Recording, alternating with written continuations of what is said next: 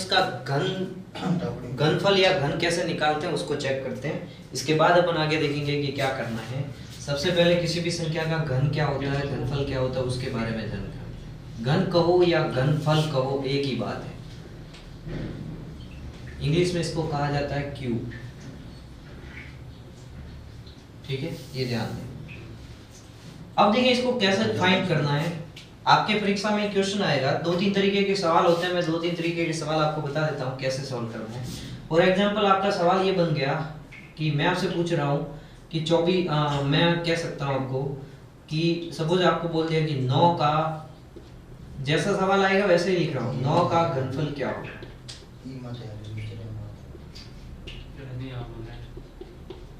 ये एक आपका क्वेश्चन है। सपोज मैं फर्स्ट क्वेश्चन के तौर पे इसको लिख रहा हूँ कि 9 का घनफल क्या होगा। अब घनफल या घन मैंने क्या बोला, जो भी आपको संख्या दे रखी है उसको 3 बार गुणा लिख लो। 9 गुणा 9 गुणा 9। किसको या तो घन निकालना है या घनफल निकालना है, तो जो भी संख्या दे रखी है उसको 3 बार गुणा में लिख लो। आंसर अपना कितना आ जाएगा, 729। ये आपका ऑप्शन में दे रखा होगा, इस पे टिक लगा दें, ये आपका राइट आंसर। अब एक दूसरा जो क्वेश्चन अपन कह सकते हैं इसमें, मैं और भी 1-2 क्वेश्चन लेता हूं, उसके बाद अपन आगे चलते हैं। सपोज मैंने ले लिया कि 11 का घनफल कितना होता है। 11 का घनफल ज्ञात कीजिए।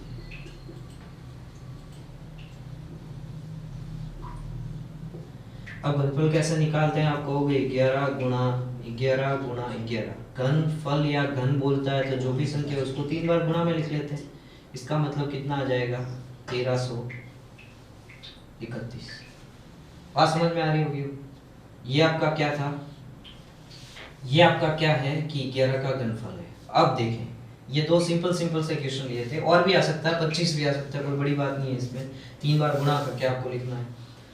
अब मैं आपको एक फॉर एग्जांपल आपका उदाहरण ले रहा हूं कि सपोज आपसे पूछ लिया, ध्यान से देखें इसको, कि -6 का घनफल क्या होगा। इसको समझने की जरूरत है क्योंकि ये बच्चे गलतियां करते हैं इसमें। सवाल में आपको कितना बोला है, -6। इसका मतलब गुणा कौन होगा, 6 गुणा 6 गुणा 6 नहीं होगा। आप लोगों ने अगर आंसर लिख लिया इसका कि 216 होगा, ये आपका गलत हो जाएगा। ये आपका नहीं होगा क्योंकि इसने -6 का बोला है, तो गुणा किसको करना है, -6 गुणा -6 गुणा -6। ये तो आपका पूरा क्या था, आपको सर ये तो गलत था, इससे तो कोई मतलब ही नहीं, गलत था। अब इसको अगर आपको सॉल्व करना है तो -6 गुणा -6 गुणा -6। पहले निशान को नहीं देखना है, जो भी आपके आगे चिन्ह है इसको देखना ही नहीं है। पहले आपको क्या करना है, इन संख्याओं का गुणा करना है। तो संख्या का गुणा 6 गुणा 6 गुणा 6 तो 216 होता है। ये बात सबको पता हो, ये आंसर नहीं है इसका। अब ध्यान दें, ये माइनस माइनस और माइनस क्या हो गया, गुणा, प्लस हो जाएगा।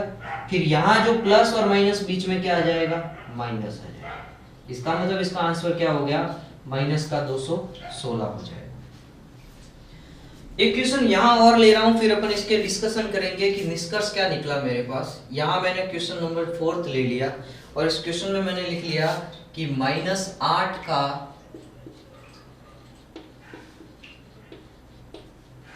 घनफल ज्ञात करो।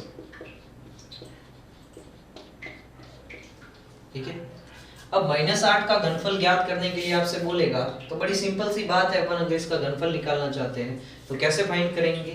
आप लोग देखें, -8 गुणा -8 गुणा -8। अभी मैंने आपको समझाया कि चिन्ह को आप लोगों को नहीं देखना है, चिन्ह बाद में देखेंगे। 8 गुणा 8 64 और 64 का 8 से गुणा करेंगे तो ये कितना हो जाएगा, 512 हो जाएगा। अब चिन्ह के बारे में देखें, यहाँ माइनस का इस माइनस से गुणा हो जाएगा तो माइनस और माइनस क्या बन जाएगा, आपका प्लस बन जाएगा। अब जो ये प्लस और ये माइनस इन दोनों का गुणा होगा तो ये क्या निकल के आ जाएगा, प्लस और माइनस बाद में क्या आ जाएगा, माइनस। तो आपके आंसर के आगे भी क्या आ जाएगा, माइनस का 512। ये बात आपको समझ में आ गई। एक और क्वेश्चन ले रहा हूँ, इसके बाद अपन जो इसका निष्कर्ष निकलेगा वो निष्कर्ष निकालेंगे, क्या निष्कर्ष निकल रहा है। एक क्वेश्चन नंबर 5 ले लेता हूं मैं। फॉर एग्जांपल मैंने आपका ले लिया, इसके अंदर अपन कह सकते हैं 15 ले लिया। -15 का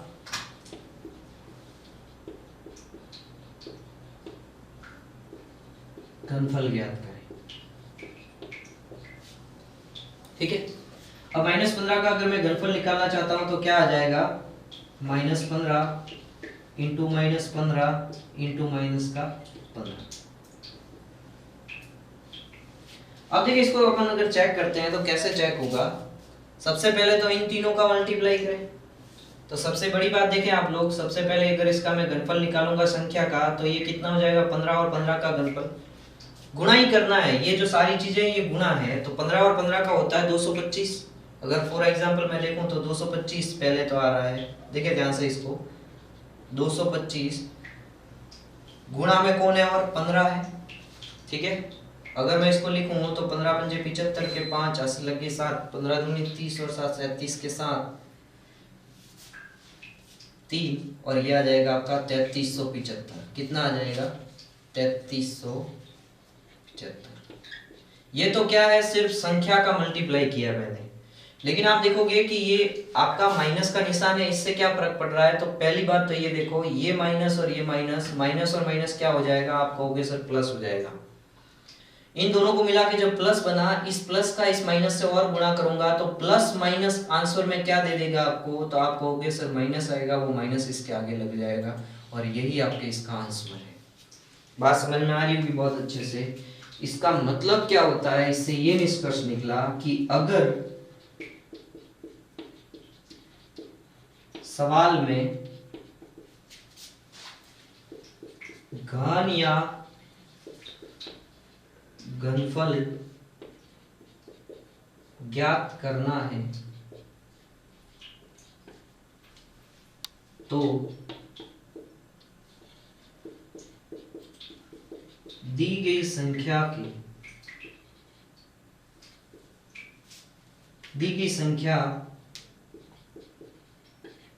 ऋणात्मक मतलब नेगेटिव है, दी गई संख्या ऋणात्मक है तो उसका घनफल या अपन कह सकते हैं घन ऋणात्मक होगा।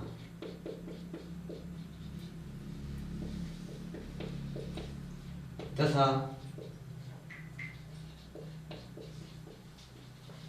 धनात्मक होगी तो घन या घनफल धनात्मक होगा। गौर से समझे इसको। अब ये जो लाइन है ये बहुत इंपॉर्टेंट लाइन है, अभी तक का आपका डिस्कशन था, इसका सारा निचोड़ है। अब देखें इधर मैं आपको समझा रहा हूँ, आप इस पहले एग्जांपल से अपन देखें। फर्स्ट एग्जांपल में मैंने 9 का घनफल निकालने के लिए बोला था और 9 के आगे आप देखोगे कि प्लस का निशान था, तो आपका जो आंसर आ रहा था उसमें भी प्लस का 729 आया है। यही बात मैंने यहाँ पे लिखी कि अगर संख्या है वो आपकी धनात्मक है तो उसका घनफल भी धनात्मक आएगा। इधर भी देखो धनात्मक था तो इसका आंसर भी किस में आ रहा है, धनात्मक में आ रहा है।